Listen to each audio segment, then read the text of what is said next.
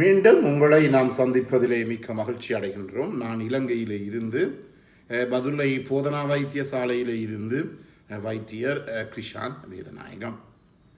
நாங்கள் பார்த்து கொண்டிருக்கின்ற விடயம், ஒரு பெண் திருமணம் முடித்த பிற்பாடு அல்லது தன்னுடைய ஆண் துணையுடன் பாலியல் ரீதியான தொடர்புகளை வைத்திருக்கின்ற போது தன்னுடைய கணவனுடன் அவருக்கு இந்த பாலியல் உறவை மேற்கொள்வதற்கு ஆசை இல்லை, விருப்பம் இல்லை, அதாவது செக்ஷுவல் டிசையர், செக்ஷுவல் லிபிடோ இல்லை. அதுக்குரிய காரணங்களை பற்றி பார்க்கின்றோம். ஒவ்வொரு நாளும் பல பேர் இதை பற்றி கதைத்து கொண்டிருக்கின்றார்கள். நேற்றும் ஒருவர் கதைத்தார் என்னுடன், டாக்டர், என்னுடைய மனைவியுடன் இருக்கிற ஒரு மணித்தியாலங்கள் நான் இந்த ஃபோப்ளே என்று சொல்லப்படுகிற முன் விளையாட்டுகளில் ஈடுபட்டாலும் கூட அவருக்கு இந்த பாலியல் செக்ஸ் வைத்துக் கொள்வதற்கு விருப்பம் இல்லை என்று சொன்னார். எனவே அதை பற்றிய விடயங்களைத்தான் பார்த்து கொண்டிருக்கின்றோம். அதாவது ஃபீமேல் செக்ஷுவல் டிஸ்ஃபங்க்ஷனை பற்றி பார்த்து கொண்டிருக்கின்றோம். எனவே இந்த நிகழ்ச்சி உங்களுக்கு பிடித்திருந்தால் யூடியூப்பில் பார்ப்பவர்கள் மறக்காமல் லைக் பண்ணுங்கள், ஷேர் பண்ணுங்கள், மணி சின்னத்தை அல்லது பெல் சைனை அமர்த்தி சப்ஸ்கிரைப் பண்ணுங்கள். டிக்டாக்லும் இன்ஸ்டாகிராமிலும் ஃபாலோ அப் பண்ணுங்கள். என்னோட நேரடியாக தொடர்பு கொள்ள விரும்பினால் இமோ ஊடாக, வாட்ஸ்அப்பின் ஊடாக 0094 777356245 அல்லது உள்ளூர் என்பர்கள் 0777 35 62 45 மூலமாக தொடர்பினை மேற்கொள்ள முடியும். எனவே முக்கியமாக ஒரு பெண் தன்னுடைய ஆணின் மேலே அல்லது செக்ஸ் வைத்துக் கொள்வதிலே ஆர்வம் இல்லை என்று சொன்னால் பல காரணங்கள் இருக்கலாம். நான் முதலிலே சொன்னது போல, அதாவது அவருக்குரிய அந்த என்வாயரன்மெண்ட், சுற்றாடல் ஒரு பொருத்தமற்ற ஒன்றாக இருக்கலாம். உதாரணமாக சில வீடுகளிலே கூட்டு குடும்பங்கள். எனவே உண்மையாக நாங்கள் சொல்லுவோம் இந்த எக்ஸ்டெண்டட் ஃபேமிலி என்று சொல்லுவோம், நியூக்ளியர் ஃபேமிலி என்று சொல்லுவோம். கூட்டு குடும்பம் என்று சொல்லும்பொழுது கணவன், மனைவி, பிள்ளைகள், கணவனுடைய சகோதரங்கள் அம்மா அப்பா, மனைவியினுடைய சகோதரங்கள் அம்மா அப்பா, இவ்வாறு பல பேர் ஒரு குடும்பத்திலே வாழுகின்ற போது அந்த பெண் தன்னுடைய பாலியல் வாழ்க்கையை அனுபவிப்பதற்கு, ருசிப்பதற்கு அல்லது அதை விரும்புவதற்குரிய ஒரு சுற்றாடல், ஒரு என்வாயரன்மெண்ட் அவருக்கு கிடைக்காமல் போகலாம். இதன் காரணமாகத்தான் இப்போது ஒரு புது வசனம் ஒன்று பாவிக்கப்படுகிறது. உண்மையாக அது அந்த பல வசனங்கள் இந்த செக்ஷுவல் ஃபீல்டிலே வந்து கொண்டிருக்கின்றது. நாங்கள் ஹனிமூன் என்று சொல்லுவோம். ஹனிமூன் என்றால் முதலிரவு அல்லது முதல் யாத்திரை, முதல் ராத்திரி என்று சொல்லலாம். அதாவது என்னென்றால், அதாவது திருமணம் முடித்து முதலாவது, ரெண்டாவது, மூன்றாவது அந்த நாட்களைத்தான் நாங்கள் சொல்லலாம். ஆனால் இந்த ஹனிமூன் என்பதற்கு பதிலாக இப்போ இன்னும் ஒரு வசனம் ஒன்று இருக்கிறது, பேபி மூன் என்று. பேபி மூன், BABI மூன் என்று. அந்த பேபி மூன் என்றால் என்னென்றால், திருமணம் முடித்த பிற்பாடு ஒரு பெண் கற்பந்தரித்த பிற்பாடு மீண்டும் அவர்கள் ஒரு முதலிரவு போல வெளியிலே செல்வது, அந்த இடத்தை விட்டு வேற ஒரு என்வாயரன்மெண்ட், வேறொரு சுற்றாடல் அல்லது வேறொரு ட்ரிப் போவது, அதைத்தான் நாங்கள் பேபி மூன் என்று சொல்லுவோம். உண்மையாக அது நல்ல, என்னால் வீட்டை இருக்கிறவர்கள் எல்லாவற்றையும் பிரிந்து தனியாக இந்த கணவனும் மனைவியும் போயிருந்து அவர்கள் தங்களுக்கு பிறக்க போகிற பிள்ளையை பற்றியும் என்ன மாதிரி பிளான்கள் எல்லாம் பண்ணலாம். அது பேபி மூன் என்று சொல்லுவோம். எனவே இந்த பெண் ஒருத்தி அந்த செக்ஷுவல் டிசைருக்கு தூண்டப்படவில்லை என்றால் நாங்கள் ஏன் அவ்வாறு தூண்டப்படவில்லை என்று நாங்கள் யோசிக்கிறோம். அது மிகவும் முக்கியம். நான் முதல்ல சொன்னது போல இந்த மெனோபோஸ் என்றது வரும், ஏஜிங் என்றது வரும், அடுத்தது சைல்டு, பிள்ளை பேரு, இரண்டாவதாக மாதவிடாய் நிற்பது, மூன்றாவதாக வயசு. இவற்றை நாங்கள் முதலிலே கருத வேண்டும். அடுத்ததாக உங்களுடைய மனைவிக்கு ஏதாவது சத்திர சிகிச்சை மேற்கொள்ளப்படுமாக இருந்தால் அல்லது ஏதாவது புற்றுநோய்க்காக இந்த ரேடியோ தெரப்பி என்ன சொல்லப்படுகிற கதிர்வீசல் சிகிச்சை முறை கொடுக்கப்படுமாக இருந்தால் அவற்றின் காரணமாகவும் இந்த செக்ஷுவல் லைஃப்பில் ஈடுபடுவதற்கு ஒரு பிரச்சனையாக இருக்கிறது. கூடுதலாக இந்த சீசர், இப்போது உங்களுக்கு தெரியும், சீசர் என்பது ஒரு ஃபேஷனாக போய்விட்டது.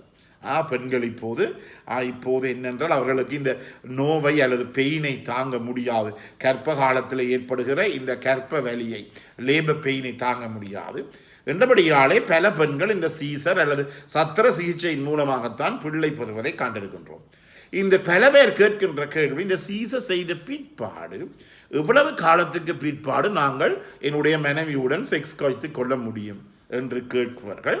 இவர்களுக்கு நான் சொல்லுகிற ஒரு மறுமொழி என்னவென்றால், அது வைத்தியர்களாகிய எங்களை பொறுத்தது கிடையாது, உங்களுக்கும் உங்களுடைய மனைவிக்கும் இடையிலே இருக்கிற அந்த தொடர்பாளர். இந்த கணவன் மனைவி இருவரும் தான் டிசைட் பண்ணி கொள்ள வேண்டும். எங்களை பொறுத்த மட்டிலே ஒரு சத்திர சிகிச்சை மேற்கொண்ட பிற்பாடு வயிற்றை வெட்டி நாங்கள் பிள்ளை எடுக்கிறோம். அந்த வயிற்று காயமானது ஏறக்குறைய 10லேருந்து 14 நாட்கள் வருகின்ற நாங்கள் சாதாரணமாக 5லேருந்து 7 நாட்களுக்கு நாங்கள் போடப்பட்டிருக்கிற சூச்சர்ஸை, போடப்பட்டிருக்கிற தையலை கலட்டி விடுவோம், அல்ல கிளிப்புகளை கலட்டி விடுவோம். அதன் பிற்பாடு ஏற்குறைய 10லேருந்து 14 நாட்கள் சென்ற உடனேயே அந்த காயங்கள் எல்லாம், புண்கள் எல்லாம் மாறிவிடும். எனவே எப்போது நீங்கள் 2 பேருமே இந்த சீசரின் பிற்பாடு பாலியல் உறவை வைத்துக் கொள்ளலாம் என்று சொன்னால், எவ்வளவு விரைவாக பாலியல் உறவை உங்களுடைய கணவனுடன் வைத்துக் கொள்ள முடியுமோ அவ்வளவு விரைவாக உங்களுடைய கணவனுடன் நீங்கள் இந்த பாலியல் உறவை வைத்துக் கொள்வது மிகவும் முக்கியம். இல்லாவிட்டால் கணவர் வேறொருவரை தேடி செல்வதற்குரிய வாய்ப்புகள் கூட இருக்கும். பல தடவைகளிலே நான் அப்படிப்பட்ட நோயாளிகள் பல பேரை நான் என்ன செய்திருக்கிறேன், சந்தித்திருக்கிறேன். எனவே எவ்வளவு விரைவாக ஒரு மனைவி அல்லது ஒரு பெண் தன்னுடைய கணவனுடன், தன்னுடைய ஆண் துணையுடன் தன்னுடைய பிள்ளை பேர் பெற்ற பிற்பாடு பாலியல் உறவை மீண்டும் தொடங்க முடியுமோ அவ்வளவு விரைவாக தொடங்க வேணும். இதிலே பார்க்கின்ற போது இன்னும் இந்த பெண்ணினுடைய தாய், தகப்பன், அண்ணன்மார், அக்காமார், தங்கச்சிமார், தம்பிமார், மச்சான்மார் எல்லாம் இந்த பெண்ணுக்கும் அந்த கணவனுக்கும் மனைவிக்கும் இடையிலே இருக்கின்ற இந்த பாலியல் உறவிலே பெரிய ஒரு பாலம், பெரிய ஒரு பிரச்சனையாக இருக்கிறார்கள். ஒவ்வொரு நாளும் நாங்கள் சந்திக்கின்ற விடயமாக இருக்கிறது, பெரிய கவலையாக இருக்கிறது 21ஆம் நூற்றாண்டிலே. எனவே தயவு செய்து ஒரு பெண் அல்லது மனைவி தன்னுடைய கணவனுடன் எப்போது பாலியல் வைத்துக் கொள்ள வேண்டும் என்று சொல்லி அந்த மனைவியுடன் தாயோ, மனைவியுடைய தகப்பனோ, மனைவியுடைய அக்காவோ, மனைவியுடைய தங்கச்சியோ தீர்மானிக்க முடியாது. அது இருவருமே இருந்து தீர்மானிக்க வேண்டும். உங்களுக்கு தெரியும், இன்று அனைத்து மக்களுக்கும் இந்த செக்ஸ் என்பது மிகவும் முக்கியம். Very fast world. நாங்கள் மிகவும் வேகமான உலகத்திலே வாழ்ந்து கொண்டிருக்கிறோம், நவநாகரிகமான உலகத்திலே வாழ்ந்து கொண்டிருக்கிறோம். எங்களுடைய கணவர் மேல் ஆண்கள் தங்களுடைய அலுவலகங்களில் பல இடங்களில் அவர்கள் வேலை செய்து கொண்டிருக்கின்ற போது பல தரப்பட்ட பெண்களை சந்திக்கிறார்கள், பல தரப்பட்ட பாலியல் தொழிலாளிகளை சந்திக்கின்றார்கள். அவர்கள் வேற ஒரு பெண்ணுடன் நீங்கள் ஒழுங்காக திருமணம் முடித்து குழந்தை பெற்ற பிற்பாடு எவ்வளவு விரைவாக பாலியல் உறவை உங்களின் கணவருடன் வைத்துக்கொள்ள முடியுமோ அவ்வளவு விரைவாக வைத்துக் கொள்ளாவிட்டால் உங்களுடைய கணவர் வேறொரு பெண்ணையோ அல்லது வேறொரு பாலியல் தொழிலாளியோ நாடி போவதற்கு இடம் இருக்கிறது. மீண்டும் சொல்லுகிறேன், ஒரு பெண்ணை தேடி சென்றால் பரவாயில்லை, ஒரு பாலியல் தொழிலாளர் உறவு வைத்துக் கொள்ளுகின்ற போது இந்த பாலியல் நோய்கள், HIV, எய்ட்ஸ் போன்ற நோய்கள் உங்களுக்கு வரக்கூடிய சந்தர்ப்பங்கள் இருக்கிறது. எங்களுடைய கணவருக்கு பரவக்கூடிய சந்தர்ப்பங்கள் இருக்கிறது. எனவே சீசன் முடிந்த பிற்பாடு எவ்வளவு விரைவாக, நாங்கள் சொல்லும் சாதாரணமாக ஒரு 6 கிழமையில இருந்து சாதாரணமான பாலி, அது சீசராக இருக்கலாம், அதாவது சத்திர சிகிச்சையின் மூலம் பிள்ளை பேராக இருக்கலாம், அல்லது நார்மல் வெஜினல் டெலிவரி என்று சொல்லப்படுற சாதாரண நிலையிலே யோனி மார்க்கமாக பிள்ளை பேராக இருக்கலாம். அதில் நாங்கள் சில உங்களுக்கு சொன்னால் எபிசியோட்டோமி என்ற ஒரு அந்த இடத்துல ஒரு சின்ன வெட்டு ஒன்று போடுவோம். அந்த வெட்டு காயங்கள் காய்ந்து சரியாக 6 கிழமையில இருந்து நீங்கள் பாலியல் உறவை வைத்துக் கொள்ள முடியும். அதே நேரத்திலே பாலியல் உறவு என்று சொல்லிக் இன்டர்கோர்ஸ், அதாவது யோனிக்குள்ளே ஆண்குறியை உட்புகுத்துகின்ற அந்த நிகழ்ச்சியை நீங்கள் வைத்துக் கொள்ளலாம். ஆனால் அதற்கு முதல் உங்களுக்கு பிள்ளை பெற்ற 4-5 நாளில் இருந்தே உங்களுடைய கணவரை நீங்கள் தூண்டி அவருடைய விந்து வெளியேற நீங்கள் செய்யலாம். அதன் மூலமாக அவருக்கு என்ன செய்யப்படும், முழு இன்பமும் கிடைக்கும். அதே நேரத்தில் உங்களுக்கும் கூட உங்களுடைய, அதாவது இவ்வளவுக்கு எவ்வளவு உங்களுக்கும் அதன் மூலமாக ஒரு மன நிறைவு, சந்தோஷம் ஏற்படும். அதன் மூலமாக உங்களுடைய மூளையிலேயும் பலதரப்பட, முதலில் சொன்னது போல ஆக்சிடோசின், டோம்பிரினோன், செரோட்டோனின் போன்ற ஹாப்பி ஹோமோன், சந்தோஷமான ஹோமோன்கள், காதல் ஹோமோன்கள் சுரக்கப்படும். இதன் காரணமாக நீங்கள் கூட அந்த உங்களுடைய கர்ப்பகால வேதனை அல்லது பிரசவ வலியிலே இருந்து உடனடியாகவே நீங்கள் மீளக்கூடிய ஒரு நிலைமை ஏற்படும். அதே நேரத்தில் உங்களுடைய வயிற்று புண்ணாக இருக்கலாம், அல்லது யோனி பகுதியிலே போடப்பட்ட காயத்தில் ஏற்பட்ட அந்த காயமாக இருக்கலாம். அவை கூட இலகுவிலே, இவற்றின் காரணமாக இலகுவே என்ன செய்யக்கூடிய, மாறக்கூடியதாக, குணமாகக்கூடியதாக இருக்கும்.